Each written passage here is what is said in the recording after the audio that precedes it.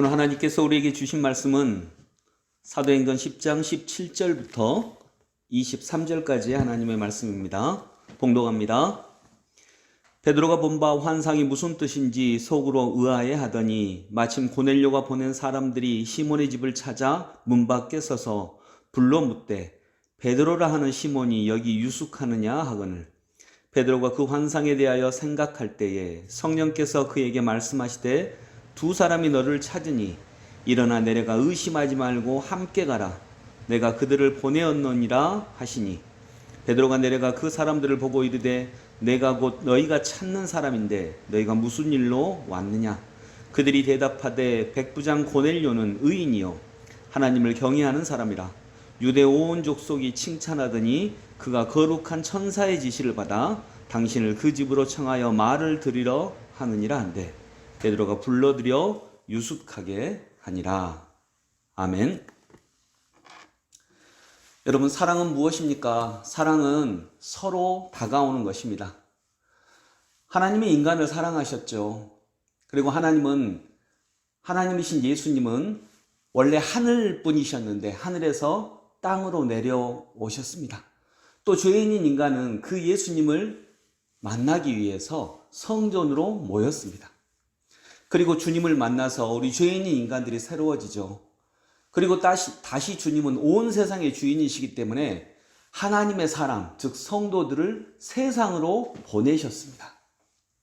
그리고 세상의 많은 사람들이 하나님의 사람들을 만나기 위해서 또 그들을 찾아다닙니다. 여러분, 이건 무슨 얘기를 하고 있는 것입니까? 사랑은 서로 만나는 것입니다. 서로 다가오는 것입니다. 사랑은 서로 다가오는 거예요. 여러분, 성경에 모두를 사랑하라 이런 말씀은 없습니다.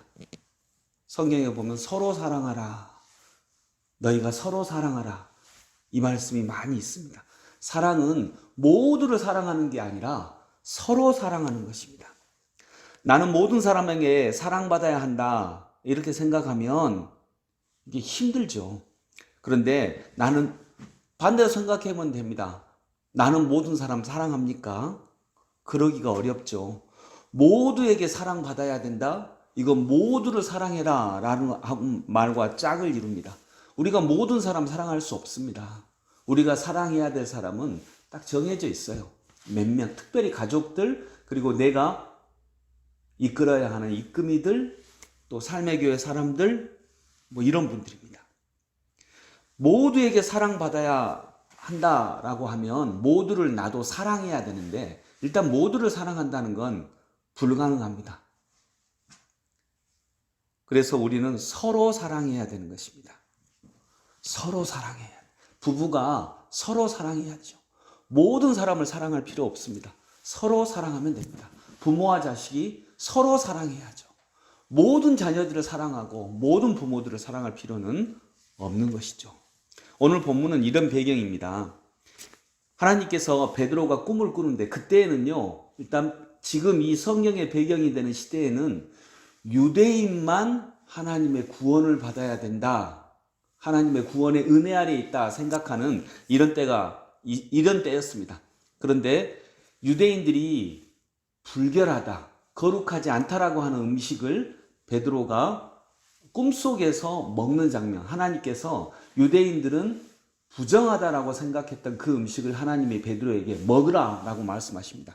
베드로는 이게 무슨 의미인지 몰랐습니다. 왜 거룩하지 않은 음식을 먹으라고 하시지? 꿈속에서 하나님이 먹으라고 하셨거든요. 그 의미가 무슨 의미인지 몰랐습니다. 그래서 이 꿈이 무슨 의미일까? 왜 하나님은 나에게 거룩하지 않은 음식을, 이건 부정한 음식인데 그걸 먹으라고 하실까?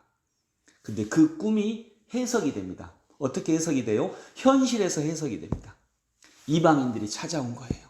이방인들은 부정하다 생각했던 사람들 있잖아요. 유대인들이 이방인들은 부정하다고 생각을 했거든요.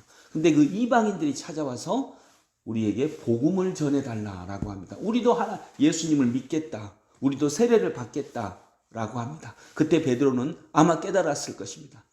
부정하다고 생각한 이방인들이 부정하다고 생각한 이방인들이 예수님을 고백하게 되는 것이구나. 근데 내가 이걸 거부할 수도 있는데 이 사람들을 맞이해라 라고 하는 것이 바로 그 꿈의 의미였구나, 이렇게 생각이 되는 것입니다. 그리고 이제 이방인들, 고넬료, 로마 군대 군인이죠. 이 고넬료가 보낸 사람들을 맞이합니다. 하나님은 양쪽에서 이렇게 다가오게 하십니다. 고넬료에게는 베드로를 찾아가라고 말씀하셔서 찾아가게 하셨고, 베드로에게는 오늘 그 20절, 일어나 내려가 의심하지 말고 함께 가라.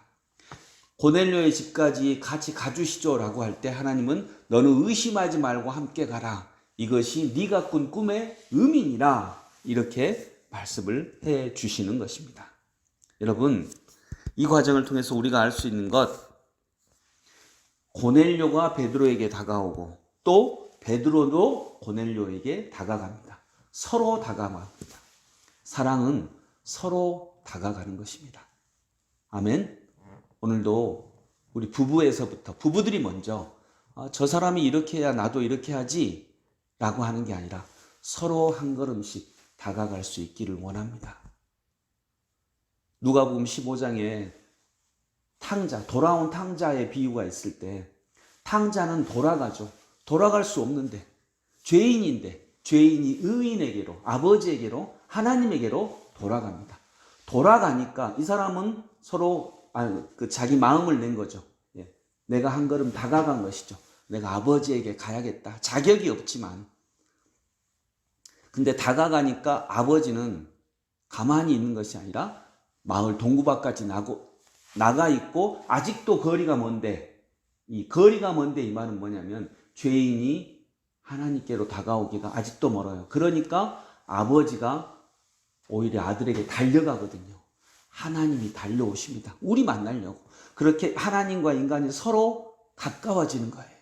죄인과 의인이 서로 다가가는 거예요.